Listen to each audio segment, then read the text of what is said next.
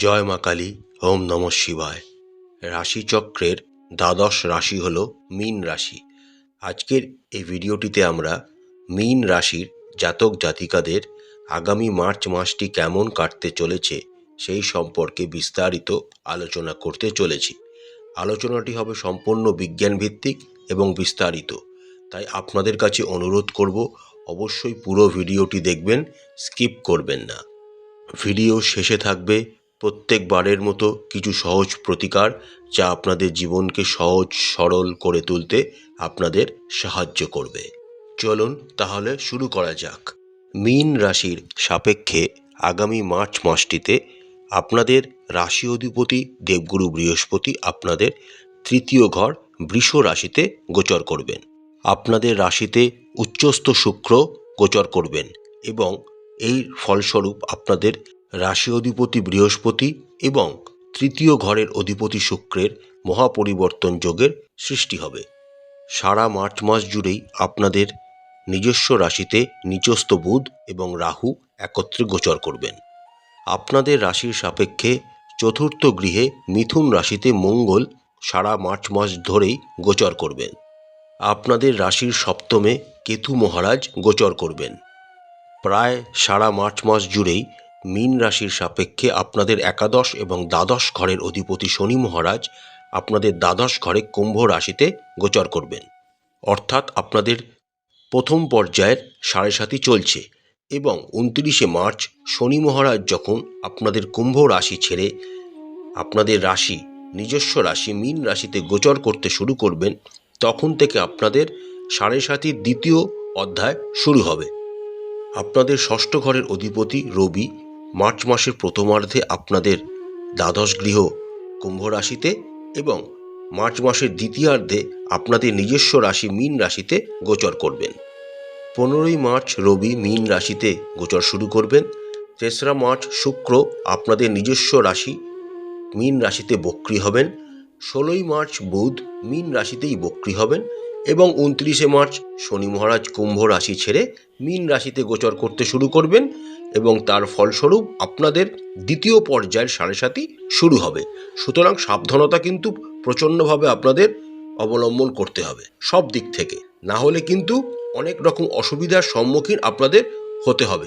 চলুন এবার আমরা দেখে নিই আগামী মার্চ মাসটি মীন রাশির জাতক জাতিকাদের কেমন কাটতে চলেছে।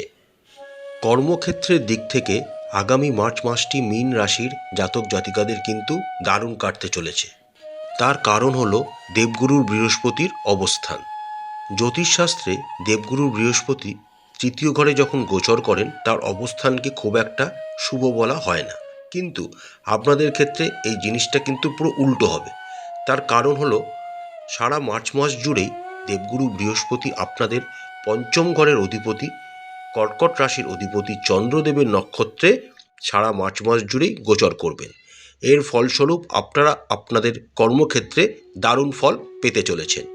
তার সাথে মীন রাশির ষষ্ঠ ঘরের অধিপতি রবি আপনাদের মাসের প্রথমার্ধে দ্বাদশ ঘরে শনিযুক্ত অবস্থায় গোচর করবেন। তার ফলে তিনি বিষযোগে ভেতর আক্রান্ত থাকলেও তিনি তার সাথে বিপরীত রাজযোগও তৈরি করবেন। এর ফলস্বরূপ আপনারা আপনাদের কর্মক্ষেত্রে কম্পিটিশনকে অতিক্রম করে ভালো ফলাফল আশা করতে পারেন। সারা মার্চ মাস জুড়েই আপনাদের রাশি অধিপতি দেবগুরু বৃহস্পতি চন্দ্রের নক্ষত্রে গোচর করবেন।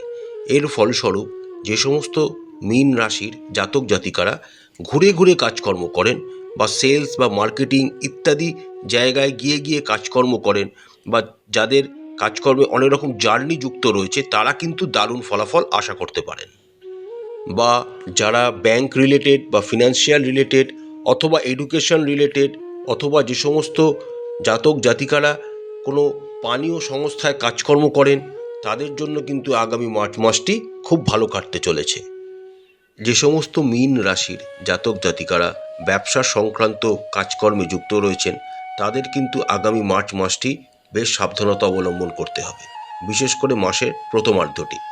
কারণ আপনাদের সপ্তম ঘরের অধিপতি বুধ আপনাদের রাশিতেই নিচস্থ অবস্থায় গোচর করছেন। তাই ব্যবসায়িক কোনো পরিকল্পনা আপনাদের কিন্তু ভেস্তে যাওয়ার সম্ভাবনা রয়েছে বা তাতে কোনো বাধা আসার সম্ভাবনা কিন্তু দেখা যাচ্ছে। কিন্তু তার সাথে সাথে বুধ আবার শুক্রযুক্ত অবস্থায় থাকার জন্য তিনি নীচভঙ্গ রাজযোগও তৈরি করছেন। অর্থাৎ কিছু বাধা অতিক্রম করার পরই আপনারা আপনাদের ব্যবসায় অগ্রগতি দেখতে পাবেন এবং আপনাদের আয় মুনাফা বৃদ্ধি পাবে। তবে সপ্তম ঘরে কেতু মহারাজের উপস্থিতির কারণে যারা অংশীদারি ব্যবসায় যুক্ত রয়েছেন তাদের কিন্তু একটু অসুবিধা দেখা দিতে পারে, তাই একটু সাবধানতা অবলম্বন করতে হবে।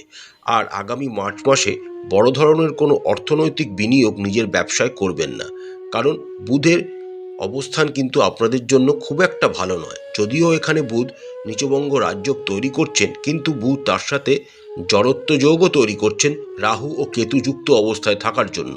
তাই আগামী মার্চ মাসটি একটু সাবধানতা অবলম্বন করুন।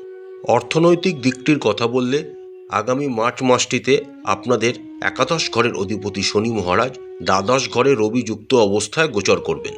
জ্যোতিষশাস্ত্রে একাদশ ঘরের অধিপতি দ্বাদশ ঘরে অবস্থিত থাকলে তার অবস্থান খুব একটা ভালো বলে মনে করা হয় না, কিন্তু সারা মার্চ মাস জুড়েই শনি মহারাজ আপনাদের রাশি অধিপতি দেবগুরু বৃহস্পতির নক্ষত্রে গোচর করবেন বলে খানিকটা লাভ আপনারা পেতে চলেছেন। আগামী মার্চ মাসে আপনাদের ভালো আয় করার জন্য কঠোর পরিশ্রম করতে হবে। যদিও দেবগুরুর বৃহস্পতির অনুকূল অবস্থানের জন্য আপনারা যথেষ্ট পরিশ্রমও করবেন এবং দেবগুরু বৃহস্পতির নবম দৃষ্টি একাদশ ঘরে থাকার জন্য আপনারা ভালো পরিশ্রমের ফলও পাবেন, কিন্তু তার জন্য আপনাদের একটু ধৈর্য ধরতে হবে। আপনাদের রাশির সাপেক্ষে মঙ্গল দ্বিতীয় ঘরের অধিপতি, দ্বিতীয় ঘরের অধিপতি হয়ে মঙ্গল আপনাদের চতুর্থ ঘরে গোচর করছেন। এর ফলস্বরূপ আপনারা সঞ্চয় করতে আপনাদের কিছু প্রবলেম হতে পারে। তার সাথে শনি মহারাজের তৃতীয় দৃষ্টিও আপনাদের দ্বিতীয় ঘর সঞ্চয় ঘরে রয়েছে, যার ফলে সঞ্চয় আপনাদের পক্ষে একটু কঠিন হয়ে উঠতে পারে।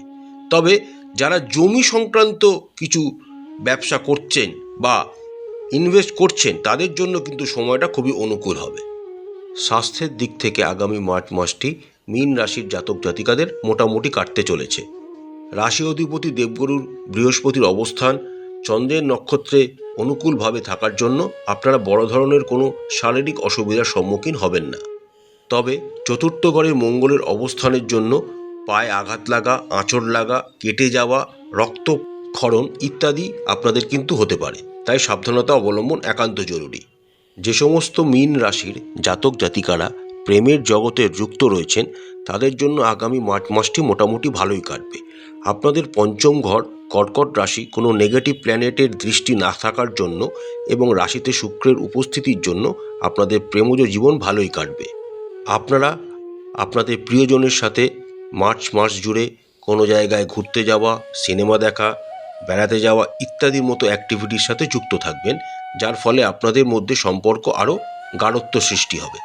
তবে রাশিতে নিচস্থ বুধ এবং রাহুর উপস্থিতির জন্য নিজের প্রিয়জনের সাথে কোনো রকম অশ্লীল ব্যবহার করবেন না। আমরা যদি বিবাহিত জীবনের কথা বলি, সারা মার্চ মাস জুড়েই আপনাদের সপ্তম ঘরে কেতু মহারাজ গোচর করবেন এবং আপনাদের সপ্তম ঘরে রাহু, বুধ ও শুক্রের দৃষ্টি থাকবে। আপনাদের সপ্তম ঘরের অধিপতি বুধ নিচস্থ অবস্থায় মীন রাশিতেই গোচর করবেন, যদিও তিনি এখানে শুক্রযুক্ত অবস্থায় থাকার জন্য নীচভঙ্গ রাজযোগও তৈরি করবেন এবং তার সাথে দেবগুরুর বৃহস্পতির পঞ্চম দৃষ্টি আপনাদের সপ্তম ঘরে থাকার জন্য দেবগুরু বৃহস্পতি আপনাদের বৈবাহিক জীবনকে সঠিক পথে চালনার দিক থেকে সমস্ত আশীর্বাদ প্রদান করবেন। তাও আপনাদের সপ্তম ঘরে কেতু মহারাজের উপস্থিতি এবং রাশিতে নিচস্থ বুধ, যিনি আপনাদের সপ্তম ঘরের অধিপতির অবস্থান খারাপ হওয়ার জন্য বৈবাহিক জীবন আপনাদের কিন্তু উত্থান পতনের সম্মুখীন হতে হবে। আপনাদের সারা মার্চ মাস জুড়েই উচিত হবে বৈবাহিক সম্পর্কের মধ্যে ভারসাম্যকে বজায় রাখা, একে অপরের দায়িত্বকে বোঝা এবং একে অপরের মনোভাবকে বোঝা, তাহলেই আপনাদের বৈবাহিক সম্পর্ক আগামী মার্চ মাসে ভালো থাকবে। মীন রাশির জাতক জাতিকাদের আগামী মার্চ মাসটিতে পারিবারিক জীবনের ক্ষেত্রে যথেষ্ট সতর্কতা অবলম্বন করতে হবে, কারণ আপনাদের চতুর্থ ঘরের অধিপতি বুধ আপনাদের রাশিতে নিচস্থ অবস্থায় গোচর করছেন। তার সাথে আপনাদের চতুর্থে মঙ্গল সারা মার্চ মাস জুড়েই গোচর করবেন। মঙ্গলের এই অবস্থান প্রচণ্ড খারাপ হওয়ার জন্য মানসিক চিন্তা, পারিবারিক টেনশন, পারিবারিক বিশৃঙ্খলা এবং অশান্তি কিন্তু আপনাদের জীবনে আসতে চলেছে। তার উপরে শনি মহারাজের তৃতীয় দৃষ্টি আপনাদের দ্বিতীয় ঘরে থাকার জন্য আপনারা কিছু কটু কথার জন্য আপনাদের পরিবারের কাছে খারাপ হওয়ার সম্ভাবনাও দেখা যাচ্ছে। অপ্রয়োজনীয় তর্ক থেকে আগামী মার্চ মাসে এড়িয়ে চলাই বুদ্ধিমানের কাজ হবে। ভাই বোনদের সাথে সম্পর্ক আপনাদের ভালো থাকবে, কারণ আপনাদের তৃতীয় ঘরের অধিপতি এবং রাশি অধিপতি স্থান বিনিময় করছেন। তার ফলে আপনারা আপনাদের ভাই বোনের থেকে কোনো এমন সাহায্যও পেতে পারেন যা আপনাদের পারিবারিক জীবনকে আরও সমৃদ্ধ করবে।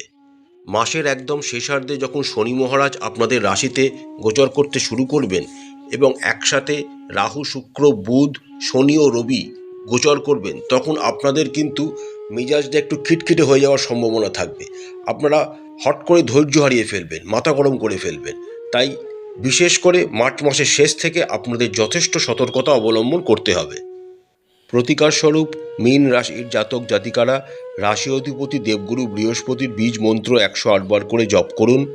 মাংস, মদ, ডিম এবং অশ্লীলতা থেকে দূরে থাকুন। বট গাছের গোড়ায় চিনি মিশ্রিত দুধ নিবেদন করুন এবং সেখানকার ভেজা মাটি আপনার নাভিতে লাগান। নিয়মিত সূর্যদেবকে কুমকুম মিশ্রিত জল নিবেদন করুন এবং প্রত্যেক দিন ওম নমো নারায়ণায় এই মন্ত্রটি 108 বার জপ করুন। তার সাথে আপনারা যদি প্রত্যেক দিন হনুমান চালিসা পাঠ করতে পারেন, তাহলে আপনারা আরও সুফল বৃদ্ধি হবে। যদি আপনারা হনুমান চালিসা পাঠ না করতে পারেন, তাহলে একটি নির্দিষ্ট সময় আপনারা সেটাকে শুনতেও পারেন, তাও আপনারা ভালো সুফল পাবেন। আশা করছি বন্ধুরা, আগামী মার্চ মাসটি প্রত্যেক মীন রাশির জাতক জাতিকাদের খুব ভালো কাটবে। মা কালী আপনাদের মঙ্গল করুন, আপনাদের সমস্ত মনস্কামনা ও ইচ্ছা মা কালী পূরণ করুন। আমাদের চ্যানেলটি যদি আপনাদের ভালো লাগে তাহলে অবশ্যই লাইক করবেন, শেয়ার করবেন, সাবস্ক্রাইব করে আমাদের চ্যানেলটির পাশে থাকবেন।